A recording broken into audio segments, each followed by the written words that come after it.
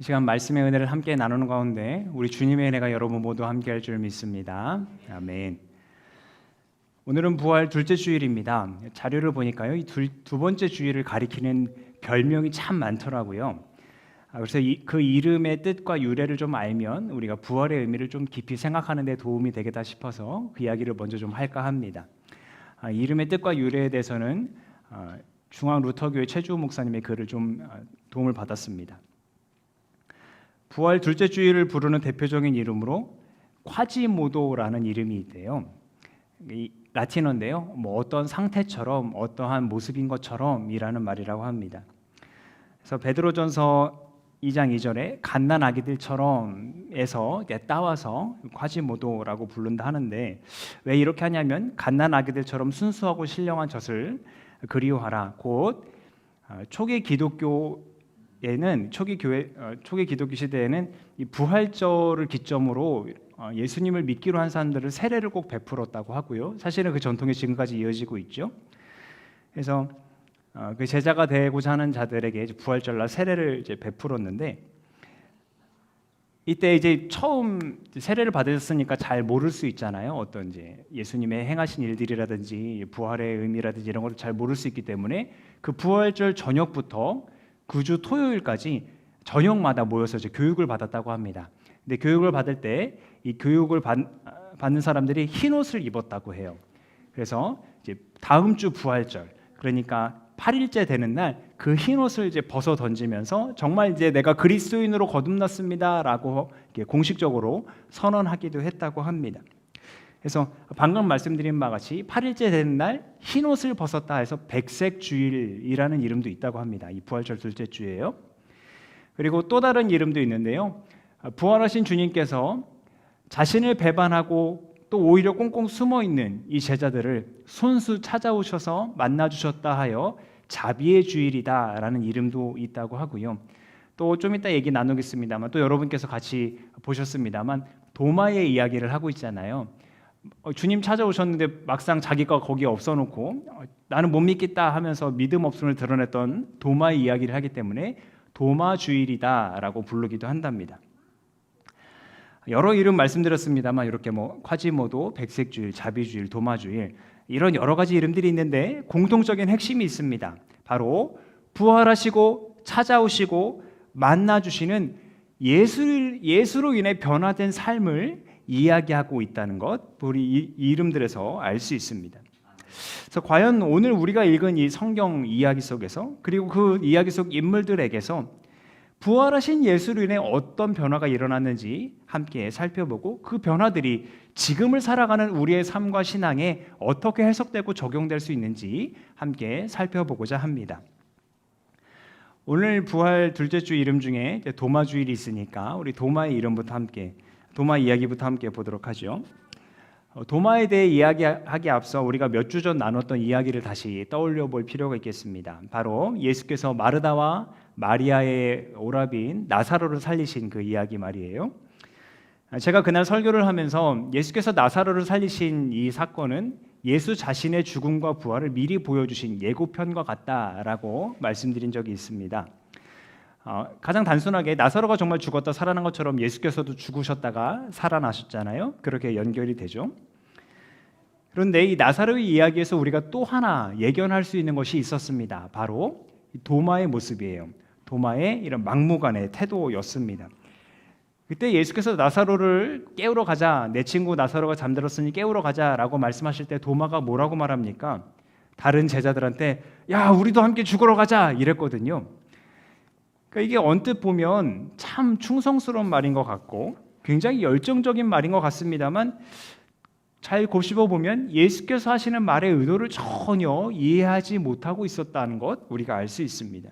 다시 말해서 이 도마라는 사람은요, 자기가 생각하는 그곳에만 아주 충실한 그런 사람이었다고 합니다. 그런데 아니나 다를까 이제 다른 제자들이 문을 다 걸어 닫고 모여 있는 가운데 예수께서 나타나셨고, 그 자기의 이제 못 박힌 손과 발 다 보여주셨지만 하필 그 자리에 도마가 없었잖아요. 그러니까 다른 제자들이 우리가 주님 보았습니다라고 말했지만 도마는 난 못 믿겠는데 라고 큰 소리를 칠 뿐이었어요.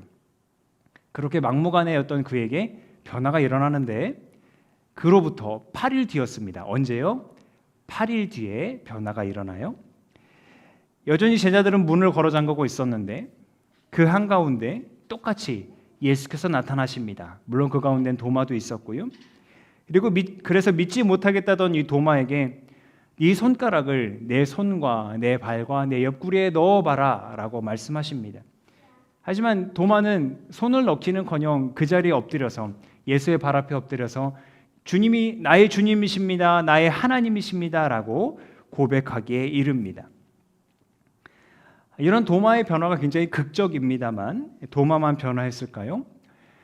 오늘 복음서 함께 읽은 그 앞부분에 보면 막달라 마리아가 부활하신 예수님을 만난 장면이 나옵니다. 예수의 무덤에 찾아갔다가 그의 무덤이 비어있는 것을 보고 또 돌아오는 길에 예수를 마주하게 됩니다. 그리고 이 예수의 부활 소식을 다른 제자들에게 전합니다. 그래서 제자들 중에 주님께서 사랑하시다 했던 그 요한과 베드로가 직접 가서 빈 무덤을 확인하기까지 했습니다. 하지만 어떤 이유에서인지 그 이후에도 요한과 베드로 그리고 나머지 제자들은 똑같이 숨어 있기만 했습니다. 그들에게는 어떠한 변화도 일어나지 않을 것만 같았습니다. 오히려 그들이 잠궈놨던 문을 더 굳게 걸어 닫는 것만 같았습니다. 두려움과 실패와 좌절의 무덤 속에 스스로를 가둬놓는 것만 같았던 그들에게 부활하신 예수께서 나타나신 거예요. 그리고 평안을 빌어주시죠.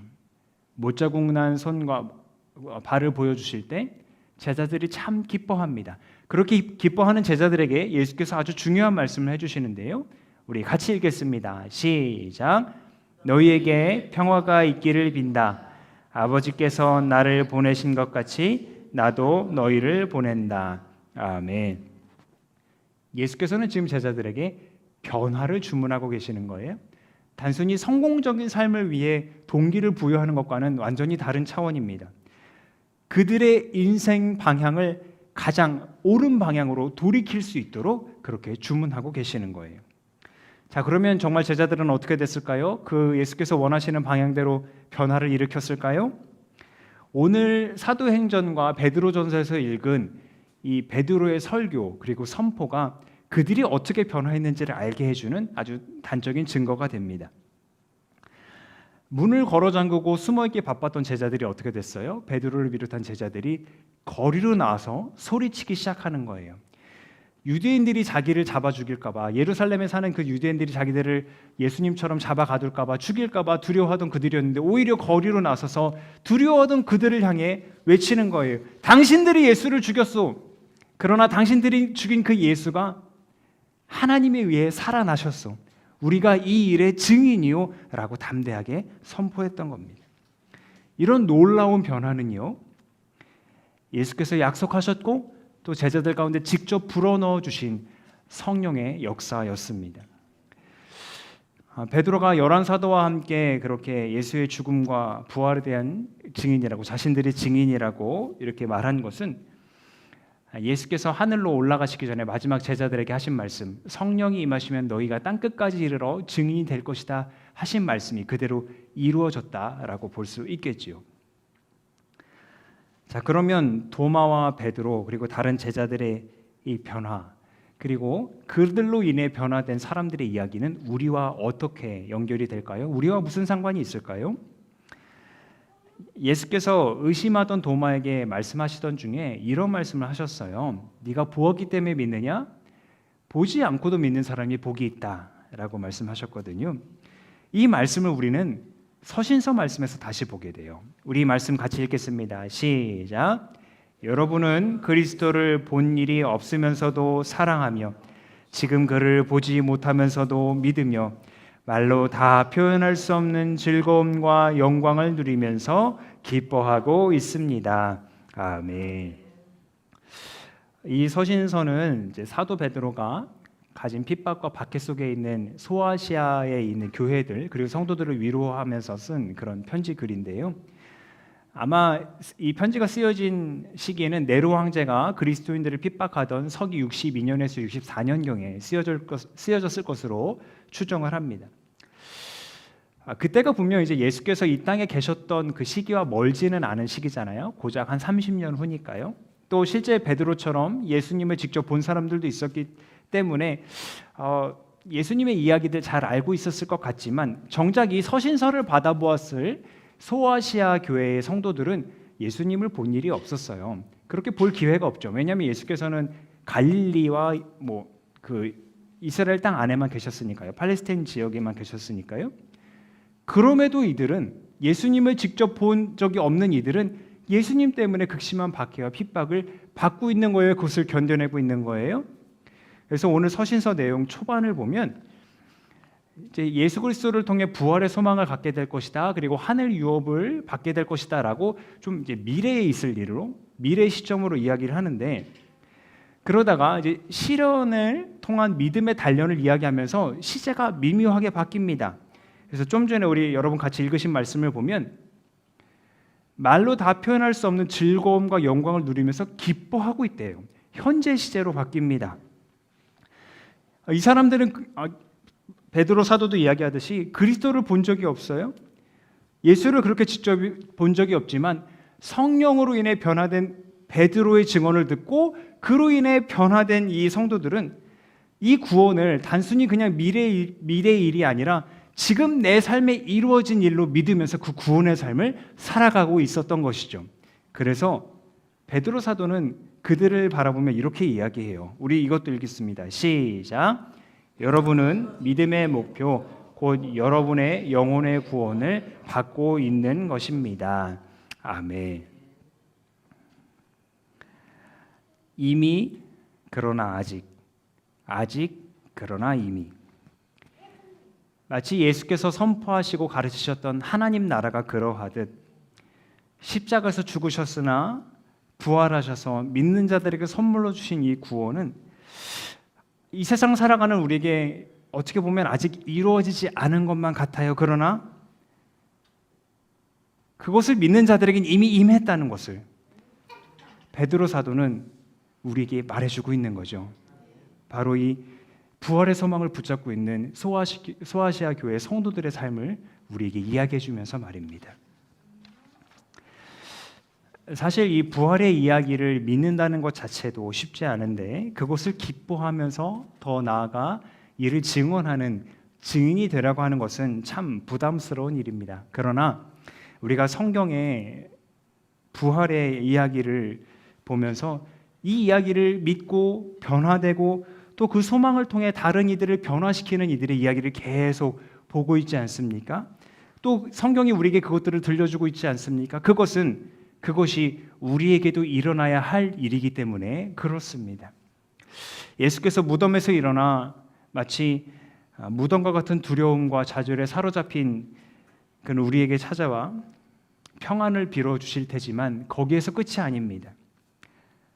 성령을 주시고 그 성령의 능력으로 죄를 용서해 주는 곧 화목케 하는 그리스도의 대사가 되라고 그 귀한 사명을 우리에게 맡겨주시고 있습니다. 그 증인의 사명을 감당하는 일은 때로는 너무나 부담스럽고 심지어 말 못할 수고와 비난을 감수해야 될 일이기도 하지만 그것이야말로 하나님 나라의 구원, 그 영광과 기쁨을 죽음 이후가 아니라 지금 이 순간부터 살아내는 그런 귀한 비결이 될 것입니다. 기도하겠습니다.